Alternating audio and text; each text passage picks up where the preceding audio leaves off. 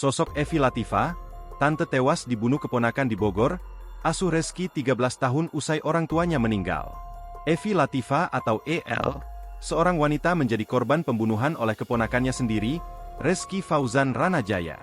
Evi sendiri merupakan warga asal Kedung Waringin, Kecamatan Tanah Sareal, Kota Bogor. Hubungan Evi dan Reski adalah tante dan keponakan yang tinggal dalam satu rumah. Semasa hidupnya, Evi telah mengurus keponakannya yang telah menjadi yatim piatu itu selama 13 tahun. Bahkan, Evi menanggung penuh kehidupan hingga pendidikan pelaku sampai menjadi seorang mahasiswa di kampus wilayah Jakarta.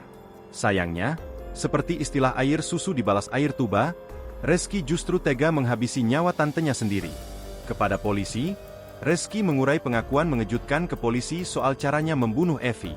Selama tinggal di rumah tantenya, Reski merasa kesal karena sering dikekang. Ia pun ternyata sering mencurahkan perasaannya itu kepada teman dekatnya.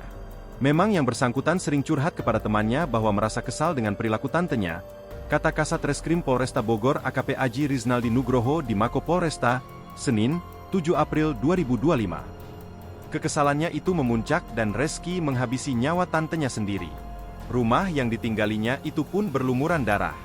Reski ditangkap di rumahnya dan tidak melarikan diri sama sekali. Reski mengaku membunuh sang tante dengan tangan kosong. Beberapa barang bukti ditemukan oleh polisi termasuk pisau dapur yang berlumuran darah.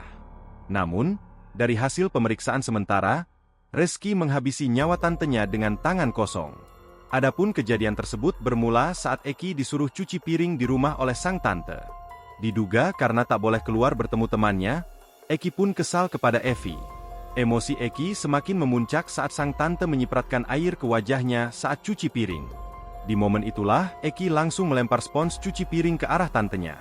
Eki juga spontan memukuli Evi dengan tangannya secara berulang kali. Setelah beberapa menit memukuli sang tante, Eki menyadari perbuatan kejinya. Reski pun sontak menghubungi ambulans hingga teman-temannya.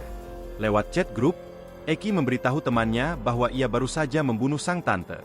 Akibat perbuatan Eki, korban pun meninggal dunia di tempat setelah mendapatkan banyak luka di tubuhnya. Download Tribun X sekarang, menghadirkan lokal menjadi Indonesia.